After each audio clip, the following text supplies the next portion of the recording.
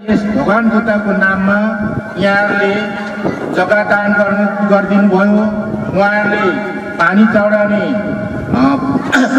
बर्तनहरू चढाउनु भयो, कलश चढाउनु भयो। यहाँलाई गुम्बाको तर्फबाट म व्यक्तिगत तर्फबाट धेरै धेरै शुभकामना आभार प्रकट गर्न चाहन्छु। र आगामी दिनमा पनि हामीले भगवान बुद्धले दिनुभएका सन्देश, भगवान बुद्धले जन्म दिनुभएका दिन, भगवान बुद्धको मृत्यु पनि आजको दिन परेको हुँदाखेरि यसलाई त्रिपक्ष बुद्धको एउटा शक्तिको रूपमा पनि मान्न सकिन्छ। र यस कारणले गर्दाखेरि विश्वमा शान्तिको सन्देश, शान्तिको धुन सर्दै जाओस् भनी उहाँको एउटा महान बाणीले गर्दाखेरि आज हरेक कुरामा मानव जातिदेखि लिएर प्राणी जगतै सुख, शान्ति, समृद्धि र उद्धारको एउटा उहाँले मानवाणी गर्नुभएको हुँदाखेरि उहाँको विचारलाई, उहाँको आत्मालाई, उहाँको धारणाले गर्दाखेरि आज यो मानव जुनीमा धेरै मेलमिलाप, एक आपसमा समझदारी, एक आपसमा माया दया, एक आपसको एउटा भाइचाराको नाताले गर्दाखेरि हामी मानव जुनीमा यो संसारमा हामी ब्रह्माण्डको एउटै मानव, एउटै प्राणी हो भन्ने एउटा फुलको एउटा माला गाँसेको हुँदाखेरि आज यो विश्वको आज यो 2569 बुद्ध जयन्तीको दिन आज बौद्धिस्ट हरेक जातिहरूले चाहिँ उहाँको एउटा विचार, उहाँको धारणा, उहाँको एउटा सत्य तथ्यको एउटा धारणा लिएर आज हामी यो काशी छैलिङ गुम्बाको प्राङ्गणमा हामी पनि भेला भएर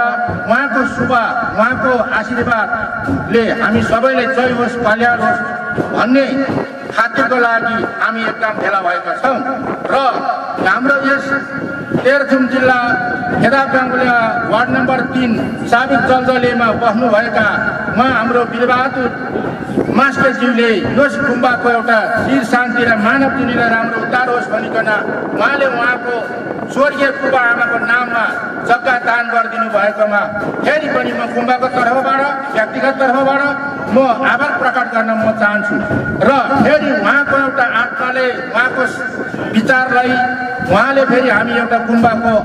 एउटा केही सहयोग पाइन्छ कि भनेर अपेक्षामा रहेका छौँ। उहाँले पनि घर सल्लाह, उहाँको पनि एउटा उद्धार होस्, उहाँको सपरिवारमा कुशल होस्, यो मानव जुनीलाई राम्रो होस्, शान्तिको भावना पाओस् भनेर उहाँले यहाँ गुम्बाको नाममा जग्गा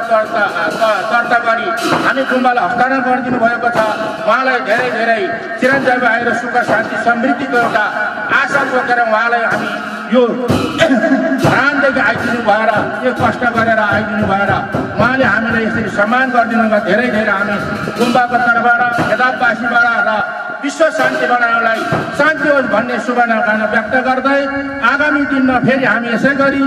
आगामी दिनमा बुद्ध जयन्तीको नाममा हामीले आज शान्ति पाओस् भन्ने उहाँको शुभकामना व्यक्त गर्दै म गुम्बाको तर्फबाट, म व्यक्तिगत तर्फबाट आज यो 2559 बुद्ध जयन्तीको एउटा कार्यक्रम यही समयमा भएको म घोषणा गर्न चाहन्छु। जय बुद्ध, जय बुद्ध, जय बुद्ध।